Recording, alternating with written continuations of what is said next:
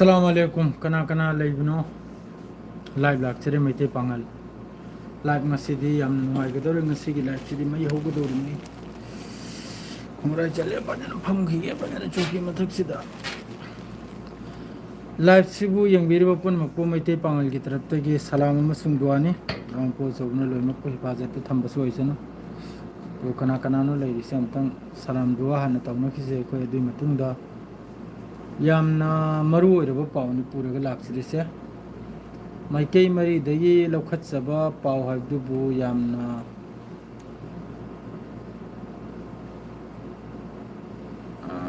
Times of Israel दा फोंदोर इसिनबु Israel गी मियो यमा चाही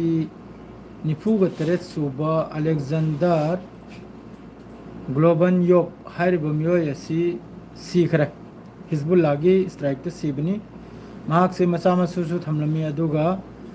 मियोय अहुम अमसु याम साथेने सोकपगी वानी 47 इयर्स सुरे को मासे अल जजीरा कनमदा मखोगी टाइम्स ऑफ इजराइल दो फोंदोर इमनी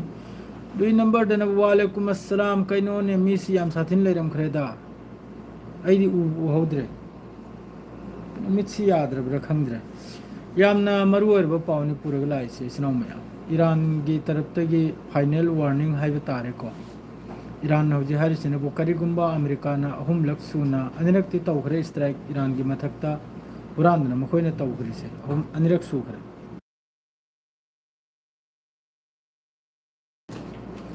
मखोइना स्ट्राइक तौखरिसे हुरानदना अहुमलक सुरे अनिरक सुखरे अहुमलक सुबदा करिगुंबा ईरान गी मथक्ता अहुमलक सुना स्ट्राइक तौरप तारगदि ईरान ना अखोइगी न्यूक्लियर वेपन साबगी वाने हारिसे ईरान ना अहुमलक सुबदा न्यूक्लियर वेपन नहीं दिखजिक्तंग मयामदा फजना थुगाइरेगा Iran Israel America Gaza Lebanon असिगी वाफम मखैसे मयामदा लोइमक हाइरमके ngasiगिसे यामना सांगना लाइव से तौगाइननी आई ngasi जु थबुक से फ्री निको कम से कम 40 मिनट 50 मिनट लोम तौगे सिदा लोइने यावरमनी ईरान गी इराक की लोइमक की लेबनान गी लोइना अपुन बनिको लोइने इन सोमदा कांगथोक्तना असai pung manga makhaidana isi lakhare 5:30 da India gi pung Nepal gi dum adudagi pausi Al Jazeera Times of Israel Aladula maduga loinana press TV maiki meri dagi pausi paraga phamdra leirimi ai thokpa kabak ama hojuk phawbuda Lebanon manung da angang site warisi kulni thoini ko Al Jazeera da phongdorakle aduga 17 April dagi hojik yobda 89 me 89 ni मखोइना सही तौथोइसे होजि 17 अप्रैल दगी ngasi yor pasida मखोइना सही तौग्रिजे असिदा अंगांग कुलगनि थो यावरे Lebanon मनुंगदा Asima लाइजरा दुई number दा साइगी uranium गी वासे वालेकुम अस्सलाम सलाम तौबिरब को पुनमकु मैते पंगल की तरफ तगी वालेकुम अस्सलाम नि मयाम अदुम पावसे अदुम एनालाइज से लान से करी फिबम दनाइ दो डोनाल्ड ट्रम्प गी मथकते यामना साथिने पेसार ने होजि याम साथिने पेसार ने अबदी मासु तौफम खंद्रे मासु तौफम खंद्रे अबदी ईरान ना होजि हाइदुर इबवासे ईरान ना हाइरिसि मयाम खंथदनि एमाबा ईरान ना हाइरि होजि पुरा लान गी फिफम दनि ईरान अमसुंग इजराइल अमेरिका इजराइल दि मखों कान थोक्तन लेरिमने करी गबदि करिगुंबा ईरान अमसुंग अमेरिका सि लान सि लेप खिप्ता रजिस्टरा माना होजि तौरिबा मागी लमचत मखैसे लेबनान मनुंगदो ओइगेरा गाजा मनुंगदो ओइगेरा यामना साथिना मागी लमचत अथीबनि तौरिसे असि मयाम गी नजरदा लाकने हबसे मयाम गी मियेंग दा लाने हबसे मा खंगयाबा मा फजना ज्ञान तायबे याम साथिना कोक लेबे मेनी कोक संथि कोक लेबे मेनी अदुना माना खल्लिसिनबु लानसि तौ सिसफायर सि तौबियादे ईरान अमसुंग अमेरिका असि थुगाइफम नि माना थिरिसे नेतन्याहू न थीरिसी ईरान अमसुंग अमेरिका से लान लेप्तबी अदुम हुन्नबो ओइरसु तौनबो ओइरसु थिन्नबो ओइरसु स्ट्रेट ऑफ होर्मुज तो ओइगेरा एनी मफुम दो ओइगेरा लान तौनदन लेबो मथौ ताय सोशल मीडिया दा अल जजीरा ओइगेरा प्रेस टीवी ओइगेरा टाइम्स ऑफ इजराइल ओइगेरा माद्रेदी अखोइगी वाशिंगटन अखोइगी अमेरिका की न्यूज़ ओइगेरा ईरान अमेरिका हमेशा लेबो मथौ ताय करिगा दि सोमदा इजराइल अमसुंग हिजबुल्लाह करी ओइरिम नाइबदो अदु मयाम खंगदनबा अदो हजिक सिगी मतंग सिर जुमा सोइदमकी इजराइल की तरफ तगी हरकत तौरकनी पावमनबु ट्विटर दा सोमदा यमन की हुती सु एक्टिव होइबे वानी को जो भी हो अहम यूरेनियम की सान लोई चल के ꯏꯔꯥꯟ ꯍꯥꯏꯔꯤꯁꯤꯅꯕꯨ ꯀꯔꯤꯒꯨꯝꯕ ꯑꯃꯦꯔꯤꯀꯥꯅ ꯑꯍꯨꯝ ꯁꯨꯅ ꯏꯁꯇ꯭ꯔꯥꯏꯛ ꯇꯧꯔꯛꯄ ꯇꯥꯔꯒꯗꯤ ꯑꯩꯈꯣꯏ ꯅ꯭ꯌꯨꯀ꯭ꯂꯤꯌꯔ ꯋꯦꯄꯟ ꯁꯥꯅꯤ ꯁꯤꯅꯤ ꯏꯔꯥꯟ ꯍꯥꯏꯔꯤꯁꯦ न्यूक्लियर वेपन सानी न्यूक्लियर वेपन सी हौजिकता ईरान दा मयामसु खंगिदुनि 60% इनरिस्टमेंट तौबा यूरेनियम लई हाइबसे 60% असिदा हौजिक नंगना अहुमलक सुबे अटैक तौराअदि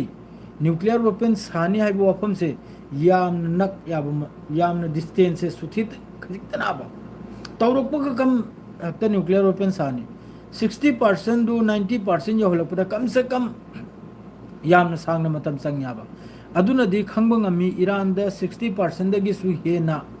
हेंगतपा यूरेनियम सी लई राइबसी एखोय मयामना लौगनिमना करेगा भी इजराइल अमसुंग अमेरिका हक्ता लान तौरपगा ईरान न्यूक्लियर वेपन साबे याबंदाबा महोंदा साइगी मागी मयाक मथुम दो लेता असाइगी मागी पोचैदो मपुम फाद बिदा हक्ता कम न्यूक्लियर वेपन साने साबे याबंदे अदुना न्यूक्लियर असाइगी यूरेनियम इनरिस्टमेंट से ईरान दा इनरिस्टमेंट तौदना काबक हाई लेवल फाव लैरा कम से कम 80 गुंबा 90 गुंबा 85 गुंबा परसेंटेज ता सोइदम कि लेरंगना खल्याबा अइगे हिसाबता अदुना नाबे ईरान हारे दो करी गुंबा ईरान की मथकता अहुम लक्सुना थैंक यू ब्रो सुमेक द्रो मयुम जनहारी मारे ममिंग से पाव थोक्तरे अदु खंददने यंगाब ईरान हक्ता हाइरि अमेरिकाना अहुम लक्सुना लान तौरादि ईरान न्यूक्लियर वेपन टेस्ट तौनि आइना अदु ओडी ईरान दे यूरेनियम से 60% की मथकते इनरिस्टमेंट तौग्राब लोने ईरान नसु थबुक से मयाम अदुननी ईरान ना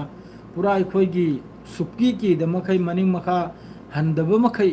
धमकी अमग लोगेदा अमेरिका दा वा थम्मिबा है मोहन दसु पोचे दु लैराब मनुंग दा ईरान नी सोयदमकी तौरंगदरनी अइगी हिसाब तरी सोयदमकी तौरंगनी को ईरान दा अइगी हिसाब तरी ईरान सोयदमकी मखोइगी यूरेनियम से इनरिस्टमेंट तौदना लैरंबगी फिफमनी अदुना हौजिक अमेरिका की तरफतगी हौजिकी स्टेटमेंट सिगी मथंगदा वाहेद कलाम तौरखिदरे पूरा साइलेंट होइगिरे अमेरिका होइगिरा इजराइल होइगिरा पूरा हौजिक साइलेंट इसनाव में पूरा साइलेंट होइगिरा सा ईरान ना न्यूक्लियर वेपन अदुना दी खंगबंगमले मखोइगी ईरान की लैखिद्रबा सुप्रीम लीडर अली खामेनी की ऑर्डर दो मागी फतवा दो हौजिक की अनौबा लाइबा मुस्तफा खामेनी सिना अरांग डोनाल्ड ट्रम्प की स्टेटमेंट नी अरांग पूरा हेडलाइंस ता पूरा पाव खुदिंग सी खतनी को ईरान की सुप्रीम लीडर हिंगलिया ईरान की सुप्रीम लीडर हिंगलिया सिदा पाव मत अखोगी लैरिदना पाव अखोगी एदगी जेट फाव सूदब कांगलुब ईरान की सुप्रीम लीडर हिंगलिया पूरा ट्रोल होइग्रे ईरान की सुप्रीम लीडर हिंगे हर करीनो ईरान की सुप्रीम लीडर लैखिद्रदो अमा सीखरिदो शहीद होइखरिदो अदुगी मसाना हौजी ओइरिमनी अदुगी सकलदा अली खामेनी की मवोंगदा ईरान की सुप्रीम लीडर में हिंगली हारिमनाबा अली खामेनी की नक्शे कदम दे चतपा हौजी की मसानिपा मुस्तफा खामेनी से मा हिंगली सिनाबा हारिदो अमदुरी शहीद होइखरे इसनाव में पोलोइखरे अमदुदी हौजिकी हानगी अहल ईरान की अली खामेनी दुरी पोलोइखरे मागी मसानिपाना नि हौजी ओइरिसे ईरान की सुप्रीम लीडर से अदु चप मानने हिंगी सिनी अमदुने जो चलंबा लमचत मादे जो चलंबा खोंथांग जो चलंबा कैनोम अदु मखैदु सेम टू सेम हौजिकी लैरिसिना सु चलिसिनी अदु मखोइगी असाइगी फतवा दुसु आई वखलदगी अनौबा फतवा अमा लाखरब्रा मखोइना हौजिक सुम स्टेटमेंट अम थोक्लेसे ईरान दा अहुम सूबा यामना मुन्ना यामना ब्रेकिंग निची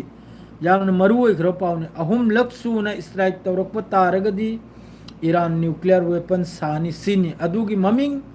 ईरान दे यूरेनियम इनरिस्टमेंट से 60% की आप त मखोइ लै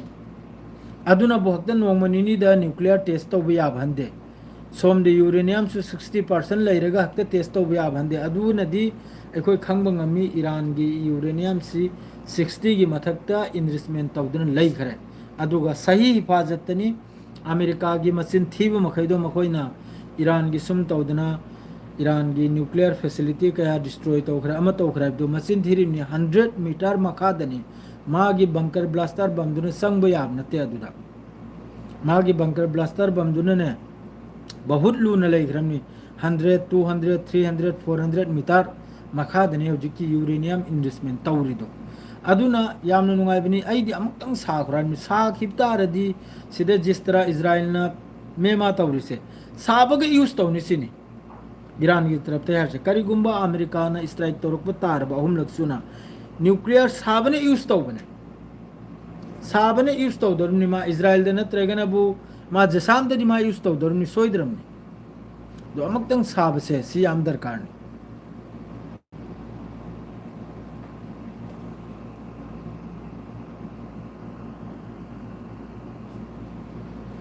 थुन सारदे फरमाने थुन साबदुबो हौजिक जिस तरह जुलुम तौरबा गजा मनुंग द खजिकरो मी सीरीसे गजा मनुंग द सीबुबुदी मखोय गिसु सईद ओरि मखोय गिसु मयाममा मठक कारनि कराय दे सईद नो सईद सिता हाइमल बदा दुम चिल जिदा सईद थोगलगले डायरेक्ट मईदनी संगिबा मखोय गिसु हौजु 47 इयर्स हिजबुल्लाह गी ड्रोन अटैक द सीरिमनी नॉर्दर्न इजराइल द सीरिमनी गजा मन कनम मनुंग द लेबनान मनुंग द नते लेबनान दे काबलपना नॉर्दर्न इजराइल नते नॉर्दर्न फिलिस्तीन हाइनिमनी मखोयन ऑक्युपाइड तौरिमनी असिदा सीरिमनी असुम तौदना यामना साथेन हिजबुल्लाह गी तरफतेगिसु हौजिकी साउथ लेबनान सिदा महोयगी मरकाबा तेंग महोयगी भेहिकल असिगी मथक्ता मादुगा ईरान ना हौजिक क्लियर वानी ईरान गी सिसफायर हौजिकी दिल सिदा ईरान तगे नते लानसे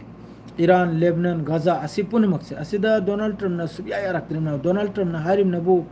अहानबदा ईरान गी इन्वेस्टमेंट तौदना लैरिबा यूरेनियम अदु पिथोरकपा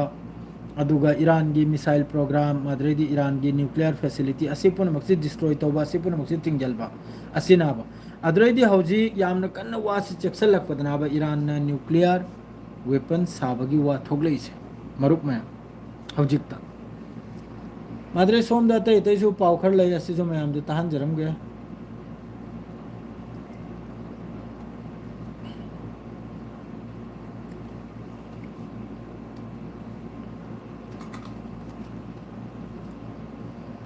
यूरोपियन यूनियन दसु ईरान की तरफ ते वार्निंग नहीं को यूरोपियन यूनियन की मथक ईरान की तरफ ते हरसनबु मखोयना हौजिक स्ट्रेट ऑफ हॉर्मुज ता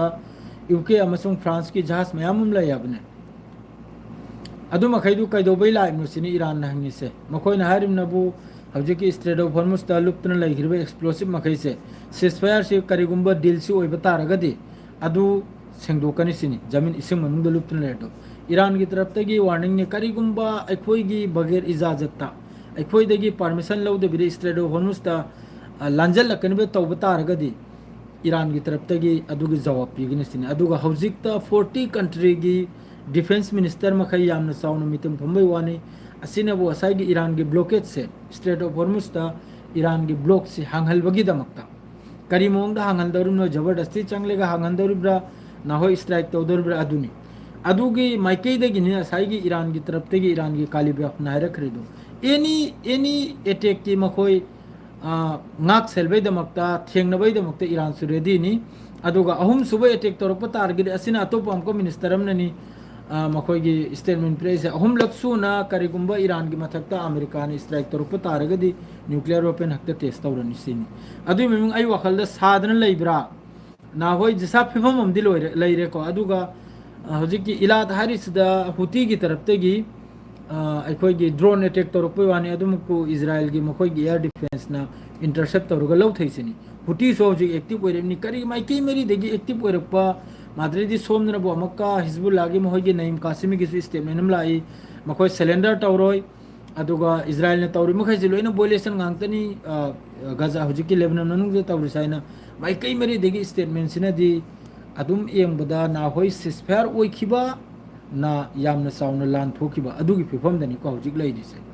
जिस तरह इजराइल की तरफ तक जो 100 टारगेट नि लेबनान मनुंग दे तौग्रिसे अदुम पु लैरिबा कंट्री मखैसे लोइन खाव बाइबतनि ngai खरे मरु मयाम यामना नुगाइते यामना साथेने नुगाइते खाव बाइबतनि ngai खरे कुवैत की मनुंग दसु सिदाहारी सनबु कुवैत की मनुंग दसु आईआरजीसी गा मरी लेनबा मियोय मरी फाबगी वानी को कुवैत की मनुंग दसु असिसु अल जजीरा दे पावम लाई कुवैत कसु यामना साथीना कनुम तो रुपया को माद्रे सोम द आईआरजीसी की तरफ ते अमुका अल जजीरा द फोंगदो रइसिनबु इजराइल गा लिंक लेबा मखोय की खुचु खुलाई की अमा अमगी असिदा मखोयना फंग्रिजे ऑर्गेनाइजेशन मंगानी को मखोयना पूरा डिस्ट्रॉय तौखरी से IRGC की तरफ तगी सिर्फ फंग्री से 70 kg एक्सप्लोसिव मादरेदी सोमनरबु 2000 मरु लिसिंग अनीमगा मादरेदी 70 kg अखोई एक्सप्लोसिव पोखाई निगाइने RDX कुंबा अमा मसी फंगिबगी वानी असी पुन मक्सी मुसाद की एजेंट मखैगा मरी लेरंबा ईरान सिदे याम साथिन लेरी इसनो म्या ईरान सिदे याम साथिन चिरोन चटप खाव पाइबसी लेरी अल जजीरा द मासी जो फोंगदोर इनी डोनाल्ड ट्रम्प याम साथिन कनोमनी टेंशन नि अमक सोम द लेबनान द अंगांग मरी म 4 चिल्ड्रन किले कनोम द लेबनान द सिसफायर की मनुंग द लेना इजराइल की स्ट्राइक द अंगांग मरी एमसु शहीद तौरे अदरेदी मियोय खरमसु सोकपगी वानी को इजराइल की स्ट्राइक ता अदरे मखा तादन अमक्का सिदा इजराइल की अटैक तो साउथ लेबनान दा हॉस्पिटल का मरी लेने वो मियोय अनीमसु शहीद ओबगी वानी साउथ लेबनान दा एदुम पाउसी पाथर कराबे पाथर के एदुम पाउसे मखा ताबा अल जजीरा दा मादरे सिदा अमक्का कानून की तरफ तगी पॉइंट में यूएस की तरफ तगी ईरान की पेंटागन दगी फोंगदोरेमनी को पेंटागन ने हर सिनबु यूएस अमसुंग यूएस की तरफ तगी इजराइल याव देखो यूएस इजराइल हारेगे को यूएस इजराइल ने ईरान दे लान तो रुपसिदा अमेरिका की पैसा सी 29 बिलियन सी पेंटागन की तरफ तगी ने अदुसु नौ नामक सी क्या नो गंता मखाई मवांगी पावनी को अल जजीरा दे फोंगदोरे से 29 बिलियन याम साथिन हेंजल बगी वानी सी मोई की लॉस नहीं पूरा टोटल लॉस नहीं 29 बिलियन से अमेरिका की टोटल लॉस नहीं असी अरांग नहलसु मासी की मतंग द ईरान की फॉरेन मिनिस्टर अब्बास अराक्ची ने हाई करे 29 तनते 100 बिलियन की मथक्ता अमेरिका की लॉस ने आने करी गई दी मखोई की मयाम जो खंगी दुनी लान तौनिरबे कांदा मखोई की रिफ्यूलिंग एयरक्राफ्ट अनीम सु डिस्ट्रॉय हेलीकॉप्टर सु डिस्ट्रॉय F-16 सु डिस्ट्रॉय लोइन इंटरसेप्ट तौरगा ईरान ना अमक्की नोंमै दिनदा ड्रोन मखोई हार्मस ड्रोन MQ ड्रोन असिन सिंह मयाम अमा नोंमै दिनदा नुकसान होइकिमि अदुता फावबा कम से कम 7 मिलियन 8 मिलियन फाव 8 बिलियन फाव महोगी अदुई मतांग दुदा नुकसान से ओइग्रम ना मादरे अमक यूएस की फोर्स नहर सिनबु सेवे हुंफुगा मंगा मखोई कमर्शियल वेसल मखोई हौजिकी स्ट्रेट ऑफ हॉर्मुज ता संजलबा जहाज लेरिदना अखोई क्रूड ऑयल अदरेदी गैस अदु मखैदु ईरान की तरफ ते संजल बुदु मखोई ने थिंगबगी वानी 65 हुंफुगा मंगा जहाज असी मखोई यूएस सेंट्रल कमान की तरफ ते सेनकॉम की तरफ ते की फोंगदोर एमनीसी की पाउसे मादरे जी सोमनबु ईरान की पावम से लागले ईरान की तरफ ते हर सिनबु स्ट्रेट ऑफ हॉर्मुज ती ईरान की फुल कंट्रोल नहीं होजी जो असिदा जो अफफतब थोक पर ईरान की जिम्मेदारी ने अदुगा ते मिनसु सिदा खोंथांग जलप यारोय से बगैर ईरान की परमिशन दा स्ट्रेट ऑफ हॉर्मुज सिदा फुल कंट्रोल होइग्रे इसनो में स्ट्रेट ऑफ हॉर्मुज से पूरा ईरान की फुल कंट्रोल नहीं जैसा संगसु जैसा चलसु ईरान दे परमिशन लौरगे सप्लागी दरुनी ईरान दा हायरम एगमा संबलागी दरुनी अदु सरा करिम तो उपाय लेते हौजिकता आप दरम से लाई मासिन करीना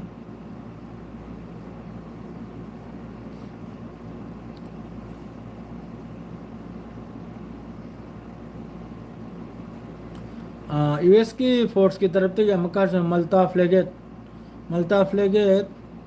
टैंकर क्रॉसिंग होइग्रेसिनी स्ट्रेट ऑफ हॉर्मुज तगी प्रेस टीवी दना करीना तेग नमकीगे याम नुंगारेदी याम साथिन हराविको करीगैबदी जिस तरह हौजिकी स्ट्रेट ऑफ हॉर्मुज से अमक्ता न्यूक्लियर वेपन से अमक्तंग ईरान साबता रगदी याम साथिना थमोइसी पेलगना खल्लीको याम साथिना प्रेस टीवी दसु पाउसे करमते हेंदोक लागते ईरान की तरफ ते हौजिकी स्टेटमेंट पीग्रेसिनी मखोई न्यूक्लियर वेपन सारने हैना करीगुंबा अमेरिका की तरफ ते अहुम सुबह स्ट्राइक तौरादे अदुना अमेरिका सु यामना येंगने थिने स्ट्राइक तौगदरुनी अद्रैदी इंपोर्टेंट हाइबु येंगो हौजिक गाजा की मत खाव पाई मखैसिरा दुम पाइरेको सिनबु तोंगाल पावमनी इसनो मया कतर वगैरह अखोइने लैरिसि वगैरह सि मखैसे हौजिक की मखोई की डिफेंस मिनिस्टर निफू कंट्री निफू की मीटिंग फमिसे सिदे लोइने यावरिमनि मिडिल ईस्ट की लोइने यावरिमनि इसनो मया करीगा दी मोहई मथक्तसु याम साथिने पेसारनी अमेरिका की मथक्तसु पेसारनी सी की मखोई लेरि मखैसिगु मथक्तसु याम साथिने अलुम्बसे नलिमना करीगा दी स्ट्रेट ऑफ हॉर्मुज सि बन ओइबसिना माइकी मेरी दुवारिमनो आइगी देश फाव वारिम इंडिया फाव वारिम गैस तांगलेमनि थाव तांगलेमनि अदुना सी अहान बदा यामना थुना हांगो मथौताय अदु ईरान हारिसिनबु ईरान की सिंपल नि फंदा से ईरान हारिनबु नंगी ब्लॉक तो हाना हांगसिनी असिदा अमेरिका ना हांगद्रिसिना करिगुना अबदा एशिया ओइगेरा रशिया ओइगेरा चाइना ओइगेरा अमेरिका की मखोंग संगलपा नोलबा करे खोई वामल्ले अमता हांगदो हलबिरो नंगी से हांगदो पिरो खोपिरो अदु अदु हाइबो ngaइरिमना जित अमद ngaइरिमना अदो हजि ईरान की कंट्रोल दनी ईरान ने मखा ताब करे चत्रकुने खोई यंग बताई सारानी कलम चेसम बाय सोयदम की सारानी करेगा दे हजि की फिफम जे पूरा मखोई की लास अलोय बिनी ईरान की तरफ ते हाय गिरिजे करिगुंबा अहुम लक सुबह ईरान अमेरिका ना इजराइल ने इतेक तोर पतार गदी मखोई सारानी सिनी मखोई यूरेनियम न्यूक्लियर वेपन हम साबा से मतम याम संग्याबा अदुना दी मखोई ने ईरान की तरफ ते हायरे इब पाव सुप सांग ब लान तौनरक पसिदा ईरान की तरफ ते हाय गे हाडी ममांगन हायबी आक्रमनी नखोई ने इतेक तोर दी अखोई सारने से अदो हजुक फावबा हाइदोक तबिदा ngasi aktabikta ईरान की तरफ ते गी अंगक पोइन हाइदोर इसे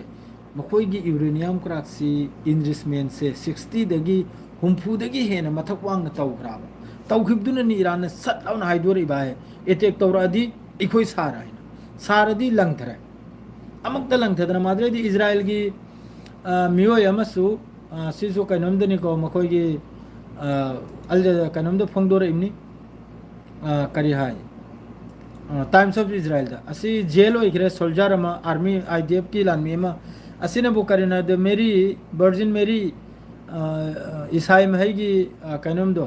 मखोई फिफम हम लेत्राने अंगांग अमख की मूर्ति गुंबों फक लेबनी अदुई मचिल सिगरेट इल्लुरिबा मूर्ति दुदा अदु सोशल मीडिया दा वायरल होइबे मतुंगदा मोंग मोंग तो इने मखोई से आईडीएफ से मोंग मोंग तो पूरा नापित आइबु मिनाई नि ने मखोई से उनथोन चावखरब जात ताखरब मिनाई नि ने मी मूर्ति ईसाई मखैगी अदुगी मचिंदुदा सिगरेट सुम मूर्ति दु सिगरेट इल्लुरिबनी अदु सोशल मीडिया दा वायरल होरपै कांदगी IDF jail soldier for cigarette in mouth of Virgin Mary statue in Lebanon manungda Lebanon sida Christian su lairimni Muslim su lairimni Shia su lairimni loimak su lairimni aduda tawrumna maram oirega machin de cigarette madre mokhoi gi harkat mayamamni Isai gi mokhoi gi Jews ki mokhoi gi मूर्ति दो मखोई की करी हाय हजिकी अदु कराक तुसु थुगाय खायदना मखोई से मोंग चादा बादरे नुपी की dress सेचल बा अदरे मोंग की फत एकदम मखोई से मिना है दुबु मखोई से की जात खात करीम त लई दबजा ने वखल द मखोई से पूरा फत बे ईदुनी अई हिसाब त याम साथी ने वालेकुम अस्सलाम याम साथी ने फत बु मीनी मखोई से वालेकुम अस्सलाम मानी दुआ याउन से सनात होई भी दुआ याउन से कोई पुन मग दुआ याउन से अदरेदी सोम द प्रेस टीवी द अल अरबिया द इजराइल की तरफ तक ये हजी मोहगी लितानी रिवर सिदगी हेंजल बंगमद्रे लितानी रिवर सिदा आईडीएफ की साउथ लेबनान द अलोबिनी लितानी रिवर सिदनी हिजबुल्लाह ना पूरा अखोगी बफर जोन सेमगे थमग्रजे असिदगी सुबेल हेंजल बंगमद्रे हिजबुल्लाह की माइके दे सुबेल हेंजल बंगमद्रे सिदा पूरा थत्तन थमिन हिजबुल्लाह ना लिता हजिकी लितानी रिवर सिदगी करिगुम थोखिब तारगदी लोइरे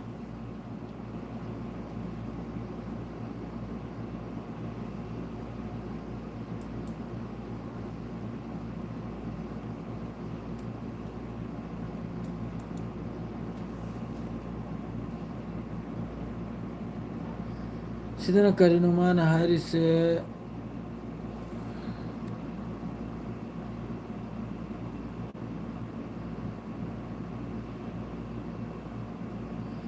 कतर तुर्की की मोहगी फॉरेन मिनिस्टर सिना हारी सिनबु ईरान ब्लैकमेल तौरसिनी हॉर्मुज स्ट्रेट ऑफ हॉर्मुज सी खुचु खुलाए गुमन सीजन रेगा इस्तेमाल तौरिसे ब्लैकमेल तौरिसे सी तौफम थोकते सिनी कतर अमसुंग तुर्की की फॉरेन मिनिस्टर ना स्टेटमेंट निको पिरेसे तौदबदी न खोइना तुर्की से रिलाम न लंगजेखरगे लान हरुप कांद न खोइना मीगी मिनाई गुमना लोइना एयर स्पेस लो माद्रेदी ग्राउंड स्पेस ग्राउंड लो करियो पी बतारमनिना तौ बताबनी ईरान की तरफ तक जुमा की सु हिंग दबी आदे अदरे सोमना हमका पावमा अल जजीरा दे यामन कन ब्रेक होरी यूक्रेन की लानमी अहुम खकी फोटो से थादोर याबने पूरा अखोई की कंकाल ओइखरे पूरा मरुतनी मोहगी हक्सांग से पूरा मरु खक्तने यंग हंजरके हुसिरे मयाम अदुम आई वीडियो से कनम तोरगे यंग हलकाबने उरबरसे सी पूरा तुर्की की लानमिंग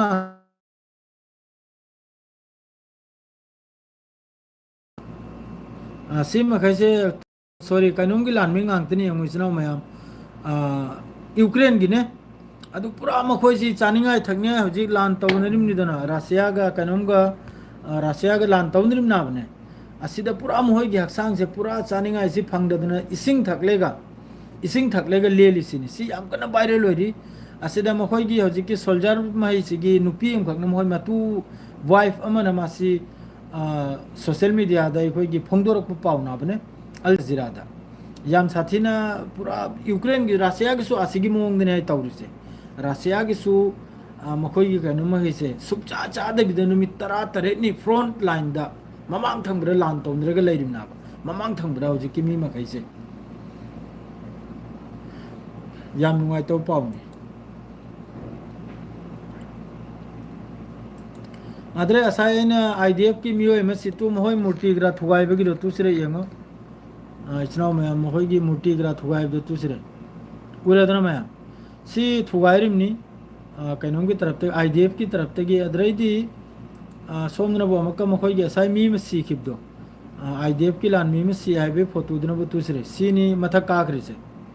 सी यंगो मागी मसासु थमलमी मसुसु थमलमी अदुगे लोगेदा तु ट्रोप्स अहुममसु सीरिमना सोइमना बने हिजबुल्लाह की अटैक हिजबुल्लाह की ड्रोन स्ट्राइक ता असि पुनमक्सिनी दो मथंगी पावम को पूरेगा लाक्सगनी ताव मयम सोइदमक्की करिगुंबा पाव थोकलप तारगदि याम नुंगाइ रेदि ताबदे ईरान न्यूक्लियर वेपन सारने एपसे तो आइगिसु फोनम लाई मादु मतमसु मिनिट 30 यौखरा सिवासिरे लोइरसि सलाम तौबिरबको पुनमकु वालेकुम अस्सलाम नि से हायरगा लोइजरगे लाइव असे ताबिरबो पुनमक्ते विदाय लौजरगे अस्सलाम वालेकुम।